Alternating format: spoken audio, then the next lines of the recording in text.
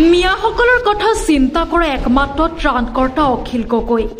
অখিল গগৈ শৰীৰত ৰজাৰ তেজ আছে। অখিল গগৈহে প্ৰকৃত আহোম। সকলো মিয়া ওলাই আহি অখিল গগৈক চেলুট দিব লাগে। নিৰ্বাচনত মই বিচাৰো যে অখিল গগৈয়ে যিটো ত্যাগ কৰিলে আৰু তেওঁ আহোম ল'ৰা হয়, ৰজাৰ তেজ তেওঁৰ গাত আছে। আহোমেই গোটেই অসমত 7 ৰাজ মাৰি 1 ৰাজ কৰিছিলে।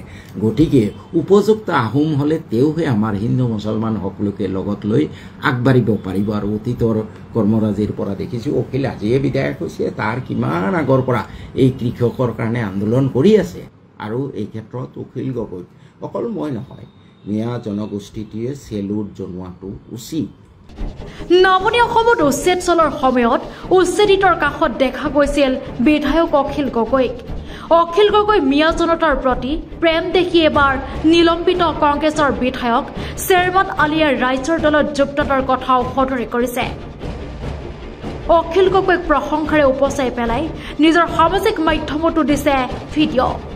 শ্বেৰমান আলীয়ে ক'লে, অখিলৰ দলে প্ৰাৰ্থিত্ব নিদিলেও এতিয়াৰে পৰা তেওঁ অখিলৰ সৈনিক। প্ৰতিজন মুছলমানে অখিল গগৈক সংগ দিয়াটো প্ৰয়োজন। He is a very good activist. গতিকে ভাই, আৰু এইবাৰ বিশেষকৈ ধুবুৰীত তেওঁ যিটো অনুকম্পা দেখুৱালে মোৰ হৃদয় বিগলিত হৈছে। যে কংগ্ৰেছে যদি 5টা চৰ্ত মানি লয় হয়তো মই কংগ্ৰেছৰ পৰাই ইলেকশ্যন খেলিম, কিন্তু মই বিচাৰিম অখিলক মিয়া মানুহে এটা প্ৰতিদান দিয়ক, উপহাৰ দিয়ক, কৃতজ্ঞতা প্ৰকাশ কৰক। CPM-ৰ নিচিনা যাতে অখিল নহয়। আৰু যদি কংগ্ৰেছে নামানে, মই এতিয়া সিদ্ধান্ত লৈছোঁ অখিলে মোক টিকেট দিয়ক নিদিয়ক, মই অখিলৰ এজন সৈনিক হিচাপে অখিলক মই যাতে অখিল বিধানসভাত থাকে, যাতে অখিলে এই অখিল গগৈয়ে যাতে আমাৰ যিখিনি ডিপ্ৰাইভড মানুহ, ডিপ্ৰাইভড ছেকশ্যন, নট অনলি মুছলমান, হিন্দু মুছলমান সকলো তেওঁলোকৰ হৈ যাতে মাত মাতিব পাৰে, কৃষকৰ কাৰণে যাতে মাত মাতিব পাৰে, তাৰ কাৰণে অখিল গগৈ এটা ষ্ট্ৰং শক্তি হৈ থাকক।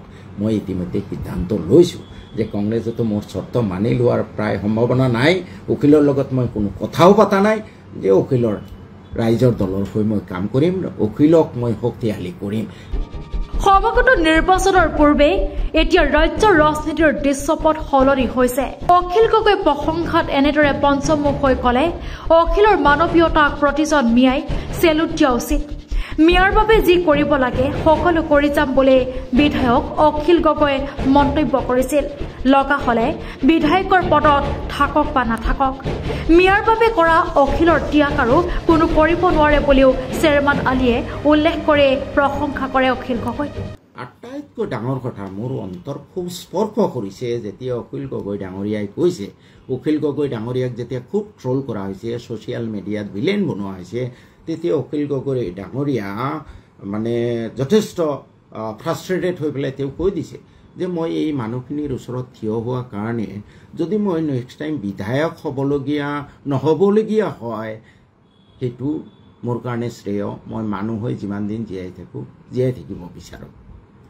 মোৰ যদি এই দুৰ্গত মানুহখিনিৰ ওচৰত থিয় দিয়াৰ কাৰণে মই বিধায়ক হোৱাৰ পৰা বঞ্চিত হওঁ, সেইটো মই একচেপ্ট কৰি লৈছোঁ। This is ছাচ A great statement. News desk report, PB সংবাদ।